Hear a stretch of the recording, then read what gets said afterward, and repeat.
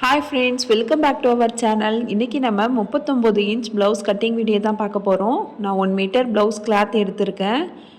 அதை இந்த மாதிரி 4ஆக மடித்து போட்டுக்கிறேன். ஃபஸ்ட்டு வந்து ஸ்லீவ் கட் பண்ணிக்கலாம். ஓரத்தில் 1.5 இன்ச்சு விட்டுட்டு ஒரு கோடு போட்டுக்கலாம்.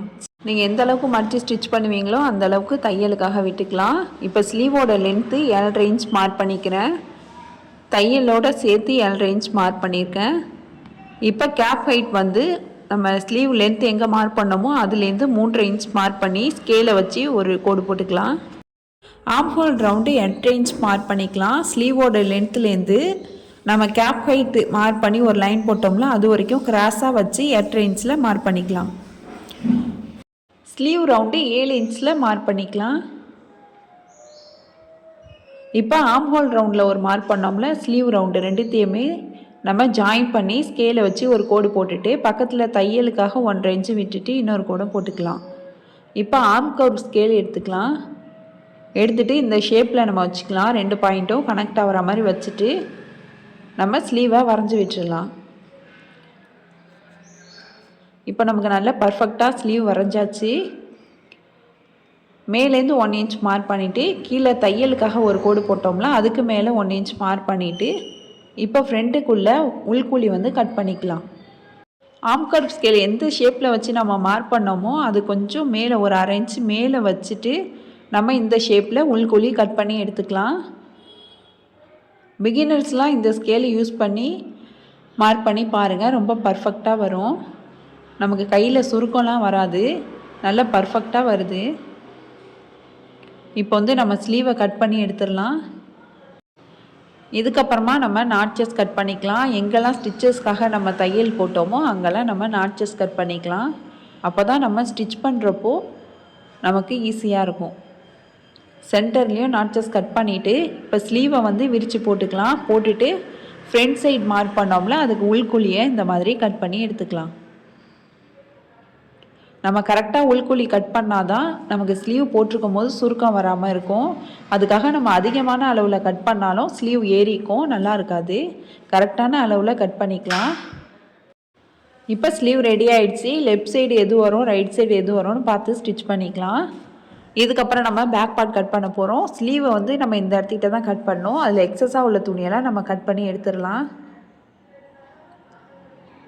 இதுக்கப்புறமா துணியை டபுள் ஃபோல்ட் பண்ணிக்கலாம். துணியை வந்து விரித்து போட்டுட்டு டபுள் ஃபோல்ட் பண்ணிவிட்டு ஃபுல்லாகவே நம்ம டபுள் ஃபோல்ட் பண்ண வேணாம். டபுள் ஃபோல்ட் பண்ணிவிட்டு 12 இன்ச்சு அகலம் இருக்கிற மாதிரி நம்ம போட்டுக்கலாம். இதுக்கப்புறமா கீழே மடித்து ஸ்டிச் பண்ணுறதுக்காக 1.5 இன்ச்சு விட்டு ஸ்கேலை வச்சு கோடு போட்டுக்கலாம்.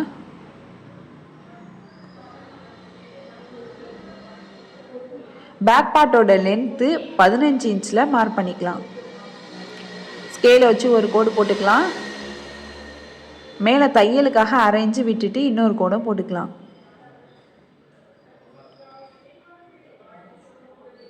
ஷோல்டர் 6 இன்ச் மார்க் பண்ணிக்கலாம். 39 இன்ச்சுங்கிறதுனால கொஞ்சம் பாடி அகலமாக இருக்கும். ஷோல்டர் 6 இன்ச் மார்க் பண்ணிக்கலாம். ஆர்ம் ஹோலும் அதே 6 இன்ச்சில் மார்க் பண்ணிக்கலாம்.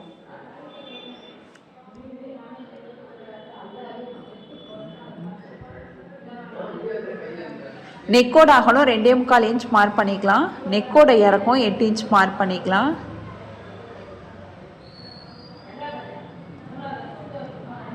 இப்போ ஸ்கேலை வச்சு பாக்ஸ் மாதிரி போட்டுட்டு நம்ம யூ நெக் வரைஞ்சி விட்டுடலாம். ஃப்ரெஞ்ச் கர்வ் ஸ்கேலை வச்சு ஆர்ம் ஹோலையும் வரைஞ்சி விட்டுடலாம். இந்த ப்ளவுஸ் கலர்லேயே சால்க் இருக்கிறதுனால நமக்கு அவ்வளோவா பளிச்சுன்னு தெரியல. நான் வந்து வேறு சால்க் வச்சு மார்க் பண்ணி காட்டுறேன். இந்த அளவுக்கு மேலேயே நான் இன்னொரு மார்க் பண்ணி காட்டுறேன்.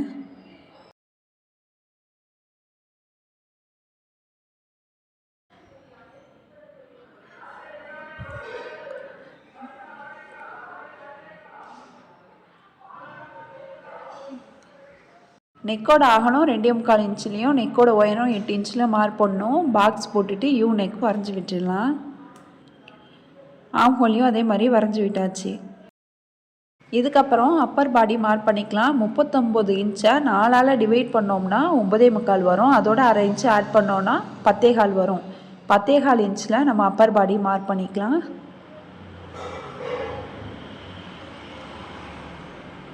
கீழே வேஸ்ட் லைன்லேயும் அதே 10.25 இன்ச்சு வந்து மார்க் பண்ணிக்கலாம்.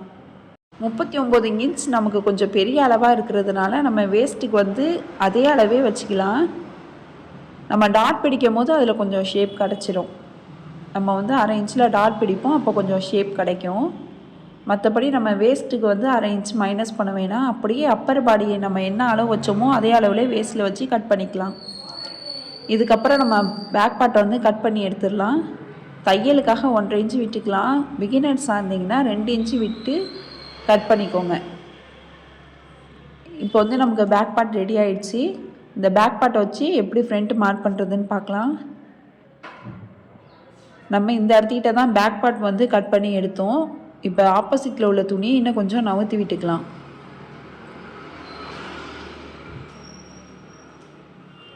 இதுக்கப்புறம் ஓரத்தில் ஒரு 1/2 இன்ச்சு விட்டுட்டு ஸ்கேலை வச்சு கோடு போட்டுக்கலாம்.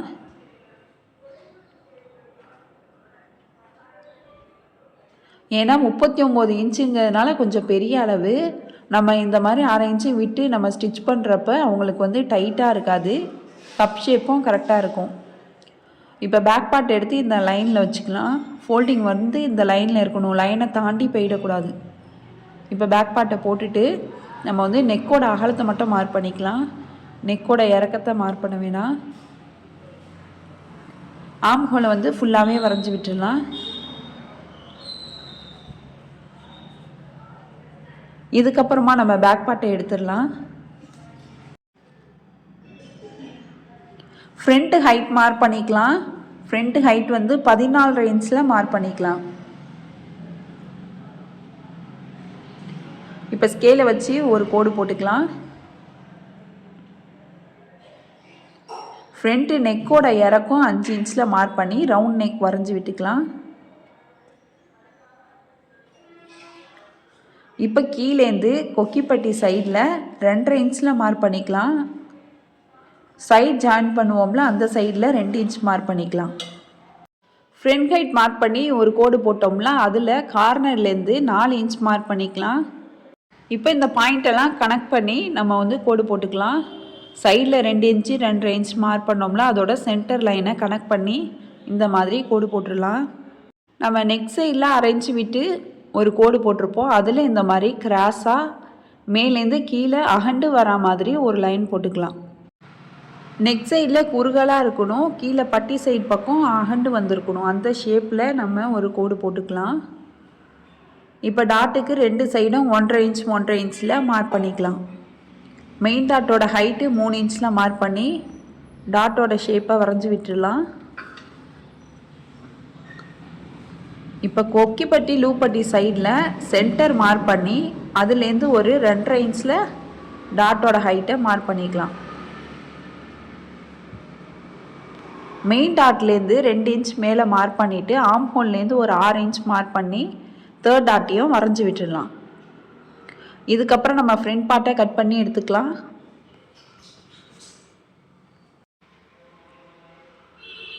இப்போ இந்த மாதிரி சைடில் இந்த ஷேப்பில் கட் பண்ணி எடுத்துடலாம். இந்த மாதிரி 38 இன்ச்சுக்கு மேலே உள்ளவங்க இந்த மெத்தடில் ஸ்டிச் பண்ணி போட்டாங்கன்னா அவங்களுக்கு வந்து கப் ஷேப் வந்து டைட்டாக இருக்காது, நல்லா ஃப்ரீயாக இருக்கும், போடுறதுக்கும் கம்ஃபர்டபுளாக இருக்கும். கிராஸ் கட் ப்ளவுஸ் போடுற மாதிரி இருக்கும். இப்போ இதுக்கு கீழே உள்ள பார்ட் வந்து நம்ம பட்டிக்காக எடுத்துக்கலாம். ஆம்கோல் சைடில் சென்டர் மார்க் பண்ணி உள்பக்கமாக ஒரு 1/2 இன்ச்சில் மார்க் பண்ணிவிட்டு லைட்டாக நம்ம உள்குழி கட் பண்ணி எடுத்துடலாம். ஸ்லீவில் எப்படி நம்ம உள்குழி கட் பண்ணுறோமோ அதே மாதிரி ஃப்ரண்ட் பார்ட் ஆம் ஹோல்லையும் உள்குழி கட் பண்ணணும். நம்ம ஸ்டிச் பண்ணதுக்கப்புறம் நம்ம போட்டோம்னா நம்ம சுருக்கம் இல்லாமல் பர்ஃபெக்டாக இருக்கும். இப்போ ஃப்ரண்ட் பார்ட் ரெடி ஆகிடுச்சு. நம்ம எங்கெல்லாம் டாட் மார்க் பண்ணியிருக்கோமோ அங்கெல்லாம் நாட்சஸ் கட் பண்ணிடலாம். கீழே உள்ள பட்டி துணிக்கு எக்ஸ்ட்ரா நம்ம 2 பட்டி துணி கட் பண்ணி எடுத்துக்கலாம். இப்போ வந்து டாட் மேலேயே திரும்ப நல்லா சால்க்கை வச்சு இன்னொரு தடவை நம்ம வரைஞ்சி விட்டுட்டு 2 நல்ல பக்கமும் ஒன்றா இருக்கிற மாதிரி வச்சுட்டு நாட்சஸ் 2 துணிலையும் சேமாக இருக்கிற மாதிரி வச்சுட்டு நம்ம துணியை வந்து லைட்டாக தட்டி விட்டோன்னா ஆப்போசிட் சைடிலும் லைட்டாக நம்ம மார்க் பண்ணது தெரியும். நம்ம இன்னொரு சைட்லேயும் அதே மாதிரியே டாட் மார்க் பண்ணிக்கலாம்.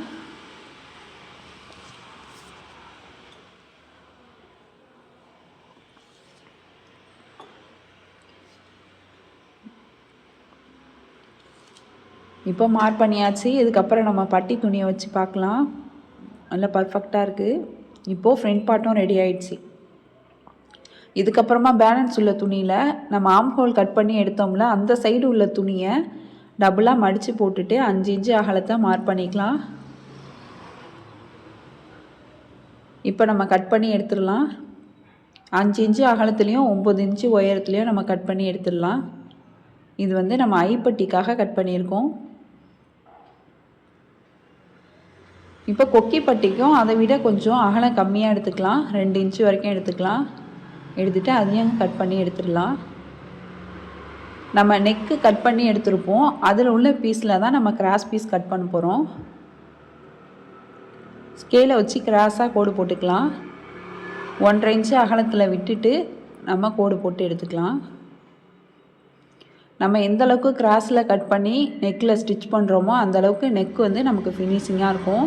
நம்ம ஃபுல் கிராஸில் கட் பண்ணாமல் ஸ்ட்ரைட்டில் கட் பண்ணிட்டோன்னா நம்ம நெக்கு ஸ்டிச் பண்ணதுக்கப்புறமா ஃபினிஷிங்காக இருக்காது. நம்ம போட்டதுக்கப்புறம் மடங்கிக்கும் நெக்கு.